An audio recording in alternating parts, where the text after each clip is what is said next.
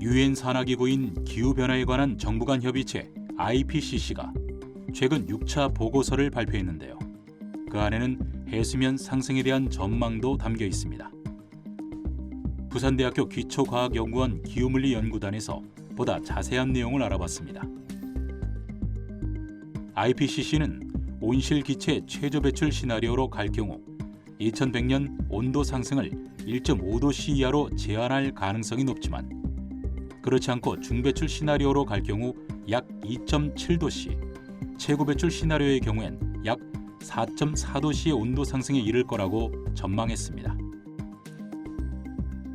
우리가 탄소 중립에 도달해서 기후변화를 어느 정도 안정시킨다고 하더라도 바닷물의 온도는 계속 상승할 수밖에 없고 대륙 빙하 또한 녹아내리겠죠. 그에 따라 해수면도 상승할 수밖에 없습니다. 이것은 앞으로 수백 년에서 수천 년까지 지속될 거라 전망되고 있습니다. 이 화면에서 보여주고 있는 것은 우리 연구소에서 수행하고 있는 고해상도 전지구 모델, 기후 접합 모델링 결과를 보여주고 있습니다. 빨간색으로 나타나 있는 게 아주 속도가 빠른 이런 해류라는 것을 의미하고요. 북태평양의 서한 경계류인 쿠로시오 해류를 여기서 보여주고 있습니다. 이렇게 해수면이 다른 곳보다 높은 이런 영역이 더 북쪽으로 중위도까지 확장이 된다는 것을 의미하고 이게 우리나라 해역 그리고 일본 동쪽 북서태평양 전반적으로 해수면 상승을 더 가속화시킬 수 있다라고 보고 있습니다. 아열대 해역이 북쪽으로 확장되고 있어 우리나라를 포함한 북서태평양 전반에서 수온 상승률이 전 지구 평균값보다 높아지고 있습니다. 따라서 우리나라 주변 해역에도 더 많은 열이 공급되고 있다는 건데요. 기후변화로 인한 해수면 상승 위험이 인류 생존까지 위협할 수 있다는 경고가 먼 이야기가 아닌 바로 우리의 이야기가 될 수 있습니다.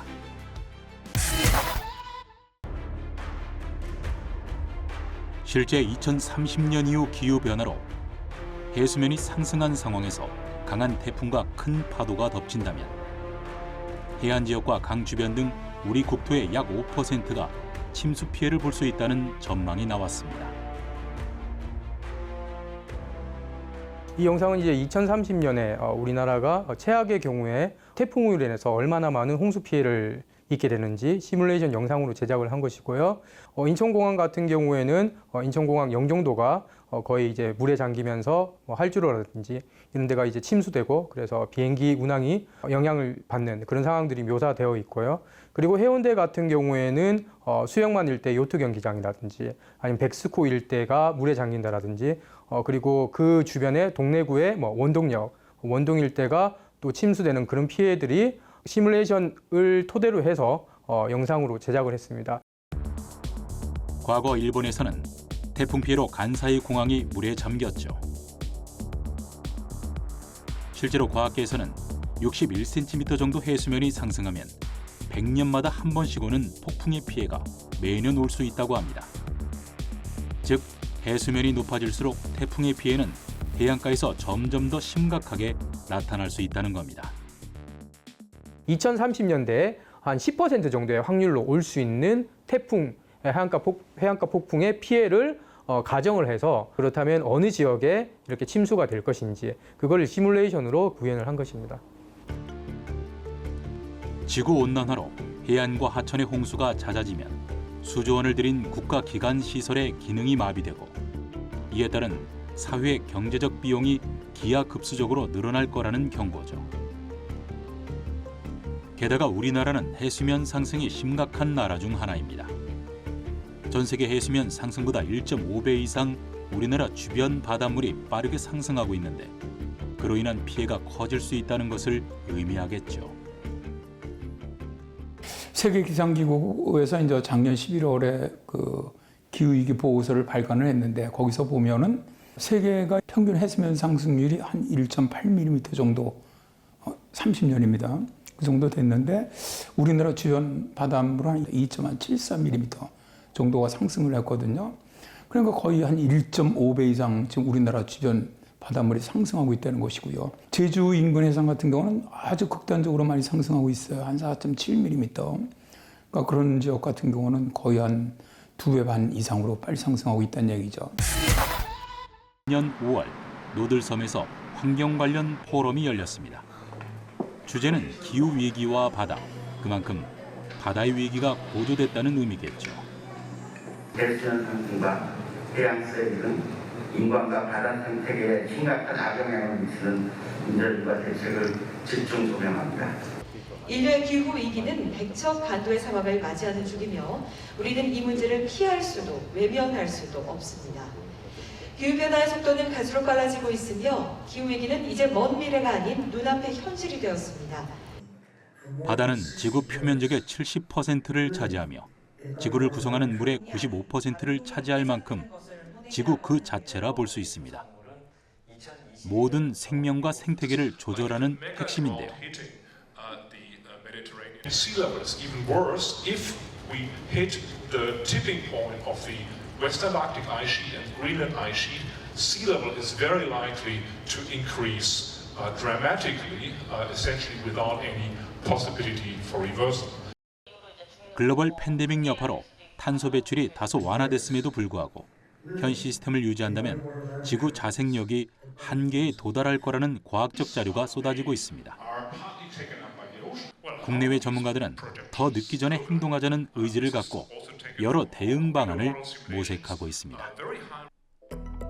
이처럼 많은 이들이 경고하고 관심을 갖는 해수면 상승 문제.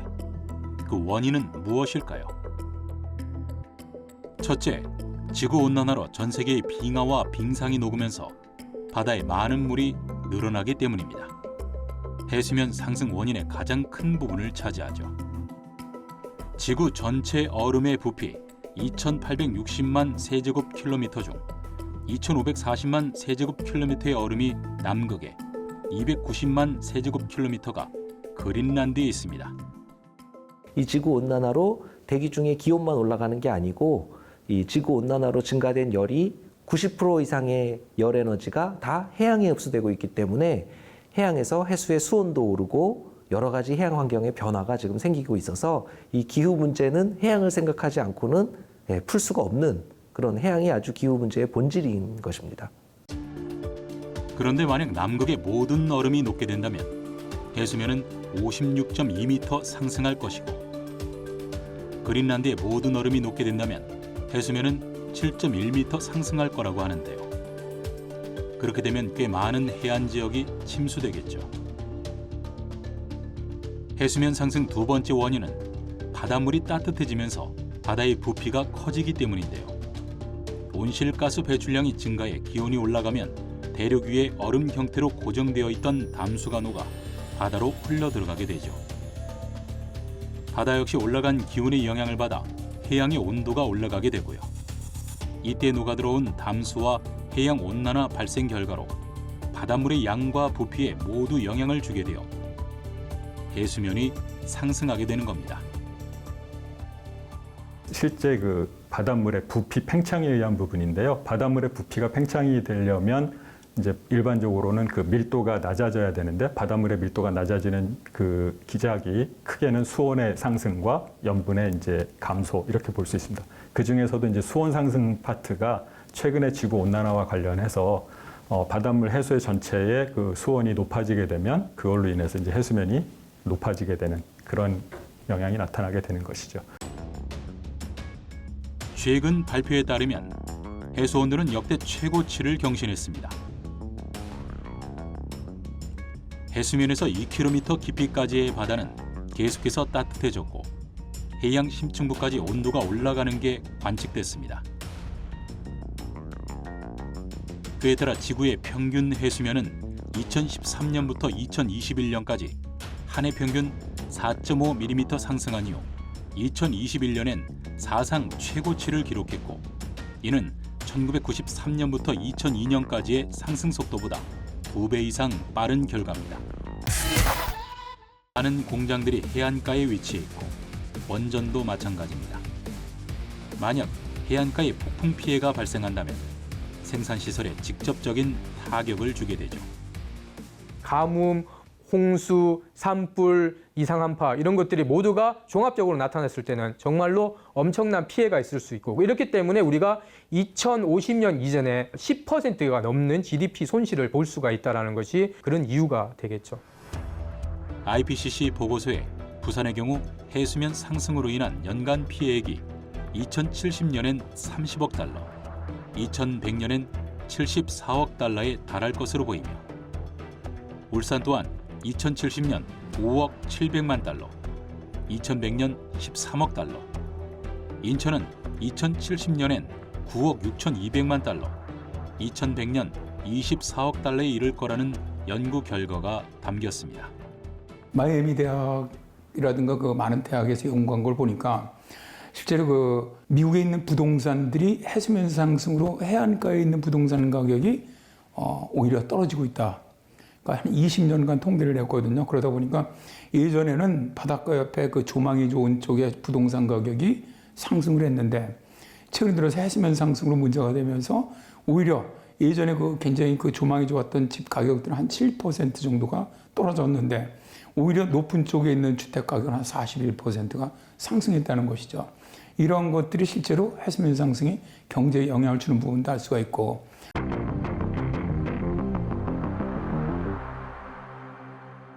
해수면 높이가 상승하면 해안가 폭풍이 더 강력해지기 때문에 홍수 피해가 있을 거고요. 지구의 기온이 상승할수록 장마 기간은 길어지고 극심한 산불 피해가 발생하게 되면 흉작으로 이어져 식량 생산에도 영향을 미치게 되죠.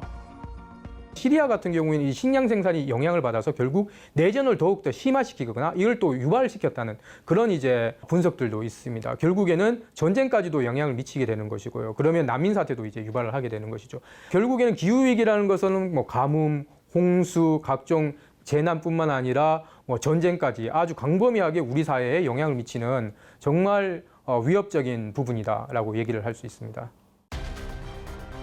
상수시설이 잘 되어 있지 않은 나라, 위기 대응이 어려운 저소득층들에게 더 큰 피해가 발생할 거라는 우려가 나오고 있습니다. 해수면 상승으로 삶의 터전을 잃으면 기후 난민이 발생하고 기후 위기에 취약한 지역은 다시 일어설 힘이 없죠. 사회적인 불평등을 심화시킬 수 있다. 기후위기에 취약한 지역으로 내몰리면 결국에는 또 그 지역이 물에 잠기고 계속해서 그런 일이 벌어지면 뭐 보험도 들 수 없는 그런 상황도 될 수가 있습니다. 그러면 이것은 결국엔 기후위기에 따른 사회적인 불평등을 이제 양산을 할 수가 있는 경우가 되고요. 이미 시작된 비극. 우린 어떻게 극복해내야 할까요? 기후위기에 직면한 나라들은 여러 대응책을 강구하고 있습니다. 결국에는 우리가 지금 사용하고 있는 이 화석연료를 더 이상 화석연료 기반의 에너지 시스템이 아닌 청정한 재생에너지 중심의 기반으로 만들지 못하면, 전환하지 못하면 기후위기는 점점 더 가속화되고 점점 더 심각한 재앙사태로 갈 수밖에 없는 상황입니다. 가장 먼저 지구온난화의 시계 버튼을 멈추게 하는 것이 중요합니다. 그러기 위해선 재생에너지를 늘리고 탄소 중립을 위해 모두가 노력해야 한다는 건데요.